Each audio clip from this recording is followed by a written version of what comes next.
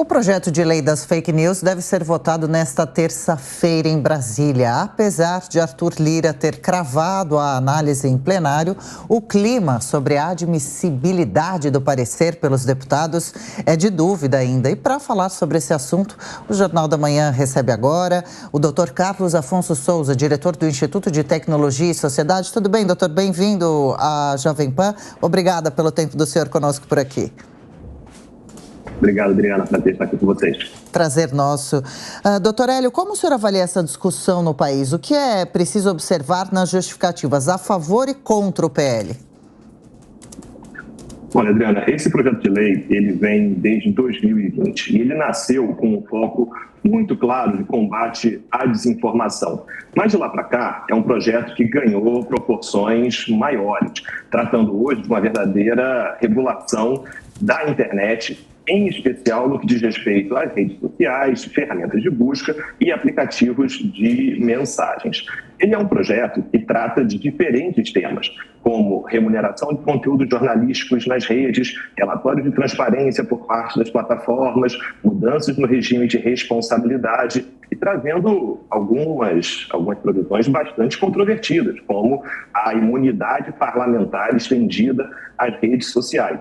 Então, de certa forma, parece que a gente chega nessa terça-feira com essa previsão de votação de um projeto de lei em que ele trata de muitos temas. Uma parte expressiva desse texto é uma parte nova. Esse texto, por conta do regime de urgência, recebeu um influxo importante ali de contribuições do governo. Praticamente 40% do texto que vai à votação à Câmara surgiu nos últimos 10, 15 dias. Então, tudo isso faz que seja uma votação hoje bastante importante, de temas em que a gente olha muito pensando em combate à desinformação, mas, na verdade, o que está em jogo aqui é a maneira pela qual funciona um ecossistema bastante ampliado de empresas, de plataformas para a internet no Brasil. Diogo Schelp. Bom dia, doutor. Doutor, uma das questões que é abordada com bastante ênfase nesse texto, nesse texto que foi apresentado pelo relator, é a questão da proteção de crianças e adolescentes, um capítulo inteiro sobre isso. Em alguns pontos, inclusive em linha com o que vai ser adotado na União Europeia ainda este ano. A questão, por exemplo, da publicidade, a restrição à publicidade direcionada com base no perfil de crianças e adolescentes. Isso também está no texto brasileiro, eu acho que no artigo 40. Como que o senhor avalia esse ponto específico?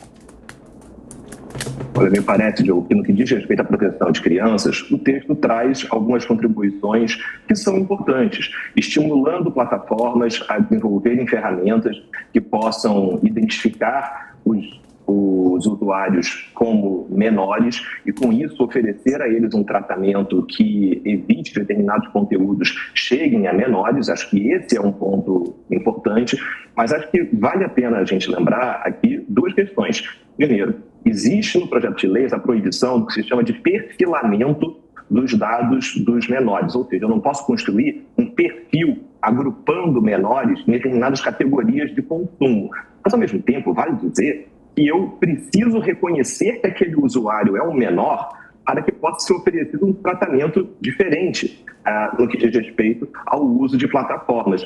Então, existe aqui até uma verdadeira contradição, que me parece que precisa ser melhorada no texto do projeto, porque existe a necessidade de você identificar um menor como tal, e isso, nos termos que hoje a lei coloca, pode ser enquadrado como um perfilamento. Então, acho que esse é um bom exemplo de um tema em que o PL avança, numa direção que me parece correta, mas precisa de determinados ajustes. Mas a gente também sabe, e esse é o último ponto com relação a esse tema, que tem sido feita uma campanha muito grande, dizendo que o PL precisa ser aprovado para proteger as crianças na rede. E vale dizer, o projeto é apenas um primeiro passo nesse sentido. Muito por conta da ameaça de violência nas escolas, o projeto ganhou nas redes sociais um certo clamor, uma campanha, e acho que é importante dizer que o PL vai muito além da proteção de crianças, mas ele traz, sim, alguns dispositivos que me parecem que começam a direcionar esse debate para um bom caminho.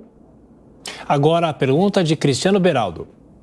Doutor, aproveitando essa pergunta do Diogo, a gente vê sendo utilizado na última semana, nos últimos dias, justamente essa questão de proteção das crianças, sobretudo em razão dos ataques que aconteceram a escolas, enfim, que estavam ali, talvez as pessoas sendo influenciadas por grupos de conversas, etc.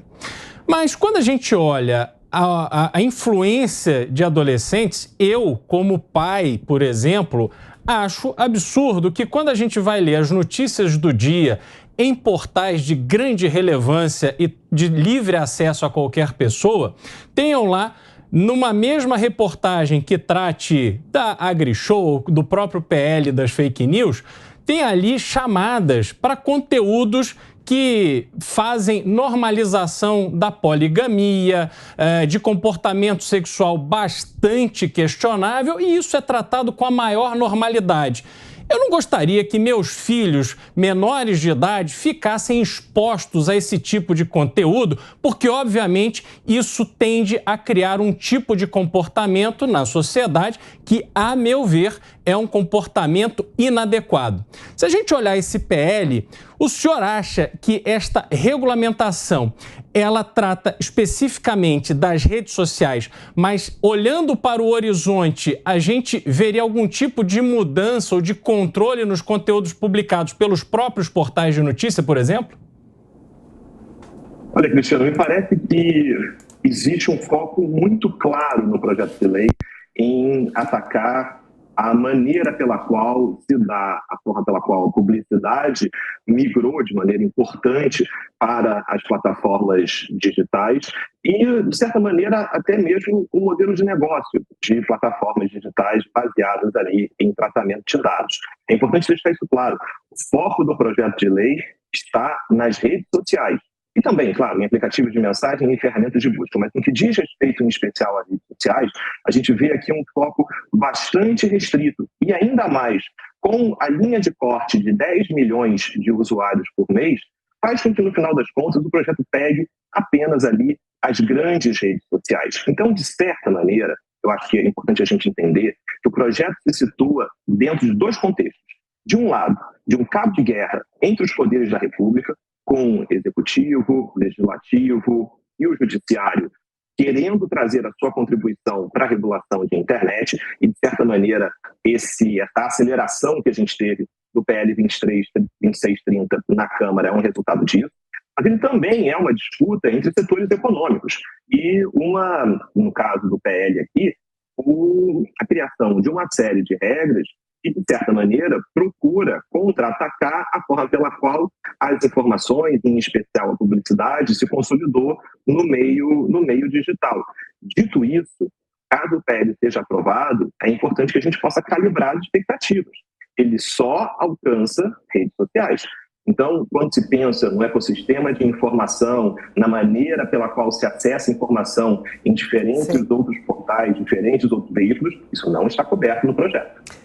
Carlos Afonso Souza, diretor do Instituto de Tecnologia e Sociedade, ITS, obrigada pela participação, pelas explicações. Ótimo dia para o senhor. Obrigado, Adriana. Um abraço. Abraço também.